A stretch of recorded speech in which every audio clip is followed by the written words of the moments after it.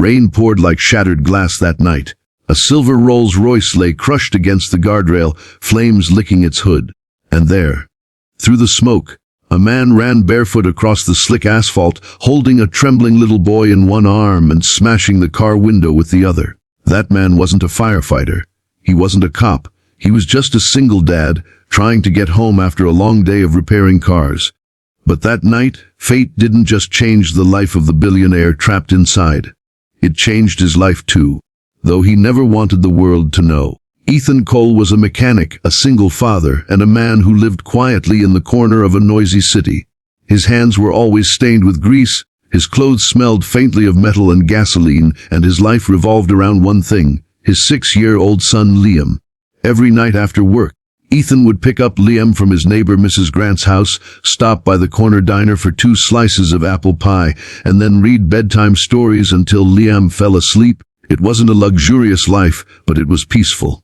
Something Ethan had fought hard to rebuild after losing his wife, Emily, 3 years ago to cancer. But peace is fragile, and sometimes fate likes to test even the strongest souls. That night, Ethan was driving home through the old mountain road, the only shortcut back to town. Liam had fallen asleep in the back seat, clutching his stuffed lion. Suddenly, headlights flashed wildly ahead, followed by the screech of tires. Ethan's eyes widened. A luxury Rolls-Royce had smashed into the guardrail, its front end ablaze. He parked his truck and sprinted through the rain, shouting for help. But no one answered. He could see a woman inside, trapped, banging on the window, her face pale with fear. Without thinking, Ethan pulled off his jacket, wrapped it around his arm, and smashed the glass. The flames burst toward him, searing his skin. But he didn't stop. He dragged the woman out just as the car erupted behind them. She gasped for air, coughing, eyes wide with disbelief. You saved me." Ethan didn't answer.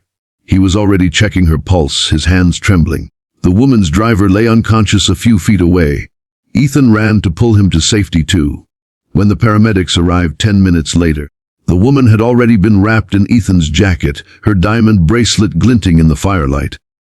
Before the chaos of flashing lights and reporters began, Ethan whispered to her softly, "You're safe now. Take care."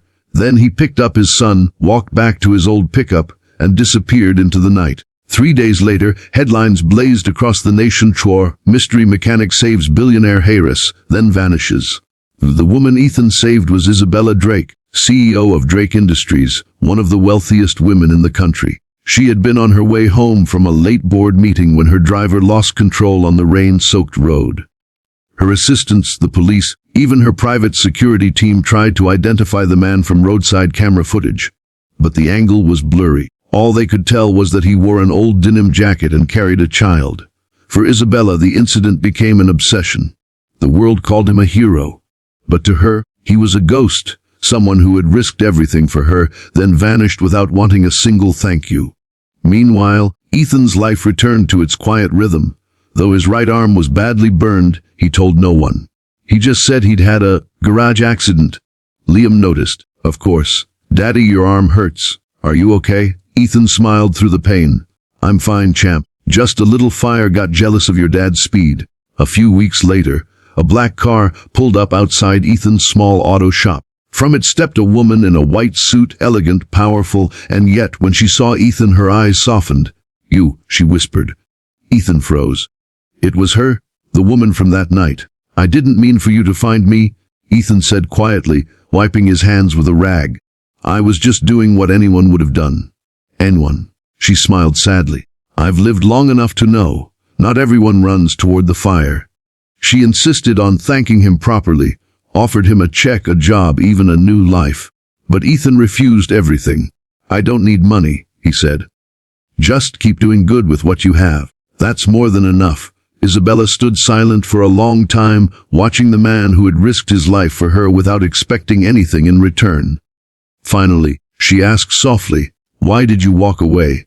Ethan looked over at Liam, who was drawing with chalk on the ground. "Because some of us," he said quietly, "already lost enough to know what really matters. I don't want fame. I just want my boy to grow up knowing that helping someone doesn't need a reward."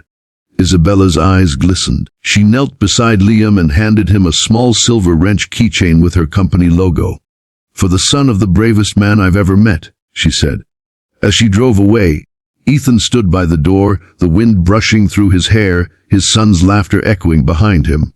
And though he never sought recognition, weeks later, a quiet donation appeared at the local children's hospital, funding an entire new wing in his late wife's name, the Emily Cole Pediatric Center.